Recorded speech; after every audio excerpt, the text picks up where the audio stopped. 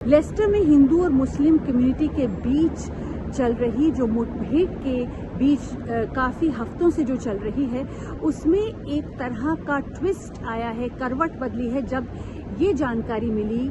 वहाँ जो आई विटनेसेस थे या जो सोशल वर्कर्स हैं, कम्युनिटी वर्कर्स हैं, पॉलिटिशियन, सभी ये कह रहे हैं कि जिस व्यक्ति ने भारत के झंडे के साथ बदसलूकी की और वहाँ से जब ये किस्सा शुरू हुआ, वो व्यक्ति ना तो मुस्लिम कम्युनिटी का है ना ही हिंदू कम्युनिटी का। सवाल उठता है कि ये व्यक्ति कौन है। यहाँ से ये किस्सा शुरू हुआ, लेकिन जब वो दोनों ही कम्युनिटी का नहीं है तो फिर ये दोनों समुदाय आपस में क्यों लड़ भिड़ रहे हैं?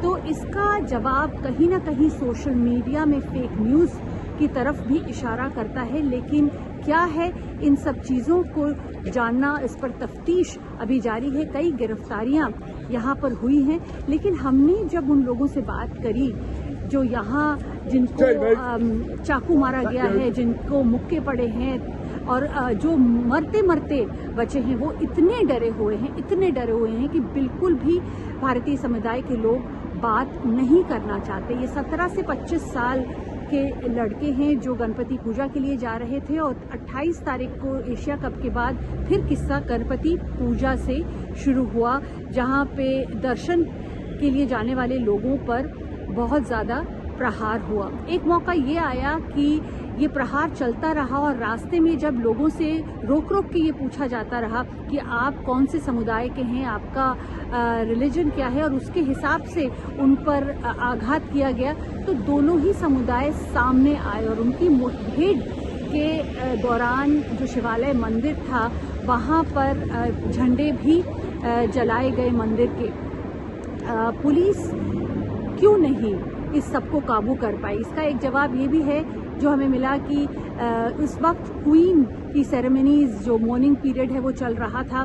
काफ़ी पुलिस वहाँ पर लगी हुई थी और बहुत कम लोग थे, पुलिसकर्मी कम थे और उन्हें आने में वहाँ वक्त लगा। उनको भी कई लोगों को चोटें आई हैं, पुलिसकर्मियों को भी चोटें आई हैं, लेकिन क्यों नहीं बचा पाए जिनको पत्थर पड़ रहे थे या फिर झंडा जल रहा था या मॉब ही आमने सामने कैसे आ गई?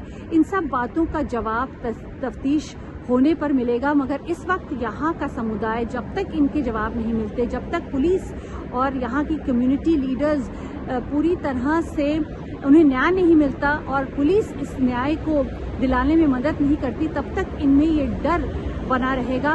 बल्कि लोग अपने घरों से निकलकर कहीं और छुप कर भी बैठे हैं, क्योंकि उन्हें सड़कों पर ये पूछा जाता है कि आप कौन से रिलीजन के हैं, और अगर सही रिलीजन के नहीं है तो उन्हें मार दिया, ये उनके साथ बदसलूकी की जाती है और चाकू लेकर भी लोग घूम रहे हैं। तो बेहद डरे हुए हैं, खासतौर पे माँ बाप अपने बच्चों को लेकर, क्योंकि कॉलेज जाने वाले बच्चे हैं, स्कूल जाने वाले बच्चे हैं।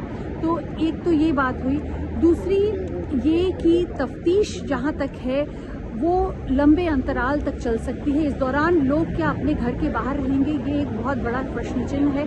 कम्युनिटी लीडर्स भी लगे हैं इस बात को समझने की, जो क्रिकेट मैचेस तो आज से भी बहुत पहले से भी होते आ रहे हैं, लेकिन अभी ऐसा क्या हो गया कि लेस्टर में इतनी बुरी तरह से मुठभेड़ हुई और दो कम्युनिटीज़ के बीच में दरार आ गई है। इस बात को समझने में अभी वक्त लगेगा, लेकिन इसका पूरा दारोमदार उस एक व्यक्ति पर भी जाता है कि कौन था वो व्यक्ति जिसने आकर भारत के झंडे पर इस तरह से बदसलूकी की, और उसके बाद सोशल मीडिया की वो पोस्ट जिन्होंने इस बात को इंडिकेट किया कि मुस्लिम्स पर वार किया जा रहा है या हिंदू इस तरह से कर रहे हैं, और बाद में फिर दोनों कम्युनिटीज़ को एक साथ कहीं ना कहीं वो मुठभेड़ हो गई।